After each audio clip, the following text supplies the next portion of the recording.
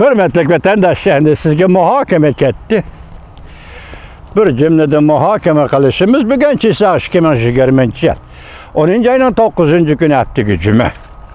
Muhokama nimadan boshlaymiz desangiz, mana bundan boshlaymiz. Biz bugun nima dedik? Masalan, Jungo Kompartiyasi Amerika Qo'shma Shtatlarining ichki ishlariga aralashdi. Qanday aralashdi? Saylamga aralashdi, oshkor aralashdi. Hatto Jungo Kompartiyasi boshqarishidagi matbuotlar aralashdi. Bugun endi Prezident Trump, Amerika Qo'shma Shtatlarining prezidenti Trump deganda butun mamlakatga so'zlagan nutqida mundaq dedi. Wall ko'chasi televiziyasi mundaq anlatdi. Buning avval quloq so'lang vatandosh. Prezident Trump bugun saharda nutq so'zlab bütün sap bo'yicha hujumga o'tdi. Balki Jungoga qarshi hujumga o'tdi. Jungoning Amerikani haqorat qilishiga g'azab bilan radiya berdi. Tamoydan bojini qayta qo'zg'atadiganligini e'lon qildi. Siyosiy raqibini qattiq adablashga qasam qildi. Davlat ishlar kotibi Mike Pompeo qo'l soldi, lekin tez bo'lmadi, o'lchamlik bo'lmadi, qattiq bo'lmadi dedi. Demek oshkor sorunda nutq so'zlaganda Amerika Qo'shma Shtatlarining davlat ishlar kotibini shu darajada yenik ravishda tanqidlashning o'zimi bu vaziyatga o'zgarish yoki Jungo Amerika munosabatidagi yangi bir o'zgarishning yetib kelayotganligidan darak beradi qanday vatandosh. Masalan, davlat ishlar kotibini nima dedi?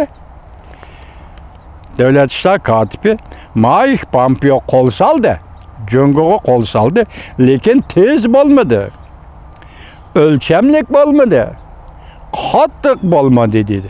Wall ko'chasi televiziyasi 10-oyning 9-kuni yo'tab. Ya'ni shu Wall ko'chasi televiziyasi Prezident Trumpning askar yetkishi, masalan, Afg'onistondan mush yilning oxirigacha barliq askariy qismlarni chekindiradigan bo'ldi. Prezident Trump'ның askar yetkishi o'rinlashtirishi Jungodagi o'zgarishga taqobil turishtirdi. Bu katta gap vatandosh. Demak, Jungo o'zgarish davriga kirdi. Bunga taqobil turish kerak. Bir kuch, qudratli bir kuch, uning taqobil turmisi Jungo o'zgarish davriga kirganda bu jamiyat qanday jamiyatga aylanadi? Masalan, Moshan degan bir obzorchi paydo bo'ldi hozir torbetida.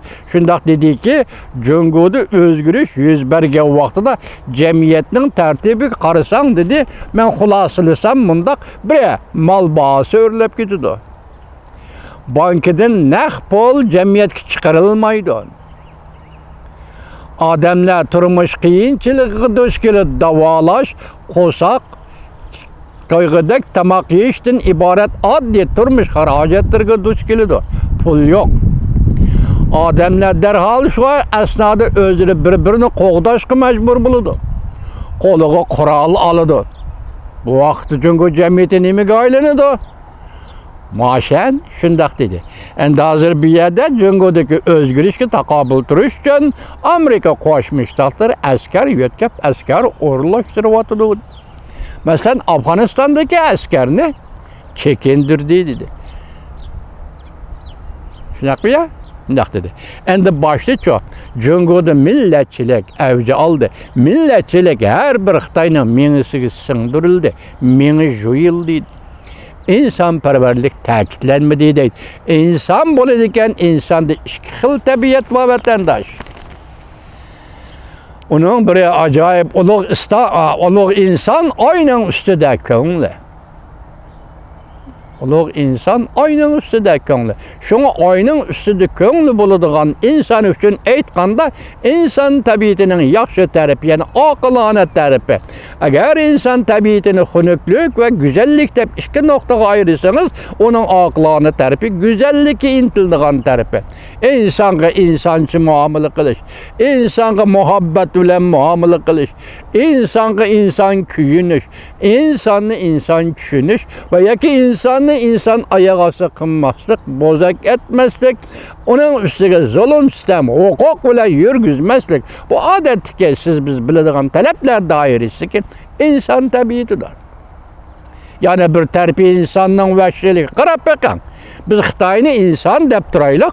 Hazır 8 milyon Uyğur nəzərbənd qıldı.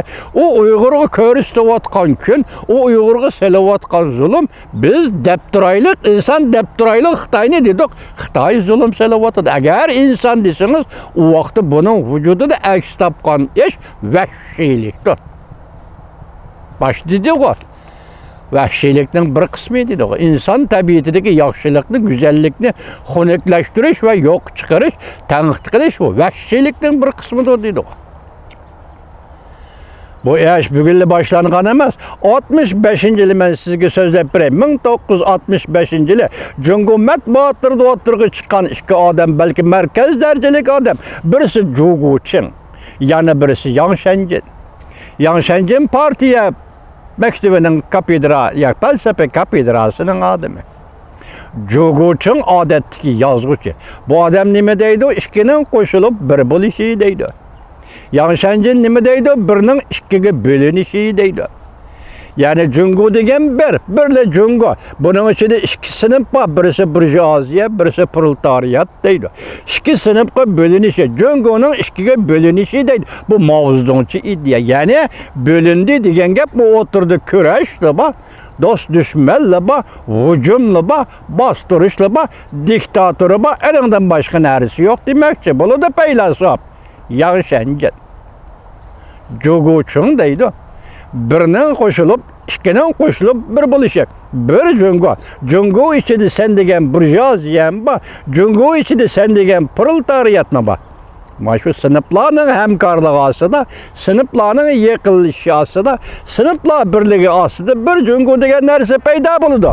Shunga bu yerda har kuni kurash deganni tatbiq qilmay, targ'ib qilmay, inson tabiatini tatbiq qilaydi, so'zlaydi.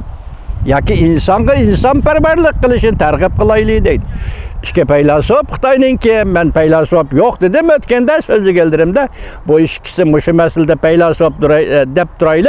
İşte paylaşıp mushunda elishdi.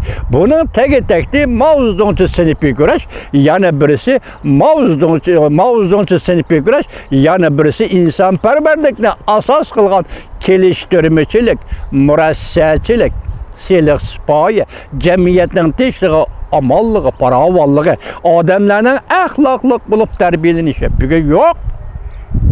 Bunu 1965-yili elib berildi. Xitoy shu kunni tugatdi bu narsani. Endi bugun qarasangiz yo'q, uning o'rni o'tganning hammasi nima? Millatchilik. Xitoyning millatchiligidan boshqa hech nima yo'q. Bugun kun qarab bakın, Xitoy hozir bu millatchilikni Uyg'uristonda yo'l qo'yib onun butkul qilayotgani Xitoy millatchilik. Onun qo'shilib kelgani vahshiylik. Vahshiylik bilan Xitoy millatchiligi birlashgan ahvol ostida bugun Uyg'ur xalqi shu azobni tortyapti. Lekin bu yerda bir nuqtani vatandoshlarga aytib qo'yaylik, hozir xalqaro jamiyat Uyg'ur desa, musulmon desa, uningga qandoq muomala qilyapti ba'zi savodsiz jamiyatlar. Amerika buning sirtida. G'arbdagi Germaniya, Angliya buning sirtida. Boshqalar qandoq muomala qilyapti? O'tir sharqdagi haliqa qurolliq, haliqa saqolliq, haliqa terrorist guruhlar deb muomala qilyapti. Lekin inson ichida eng mo'min millat Uyg'ur edi. Musulmon ichida eng mo'min millat Uyg'ur edi. Bugun Uyg'ur o'tir sharqdagi musulmonlar bilan birlikda bir tayoqda haydalyapti vatandosh. Dunyoning umumiy yönelishiga menishi qarasini shundoq bo'ldi. Lekin amaliyat uchun buni o'tir sharqmi, yana birisimi butunlay tashlab o'tgan bir millat Uyg'ur.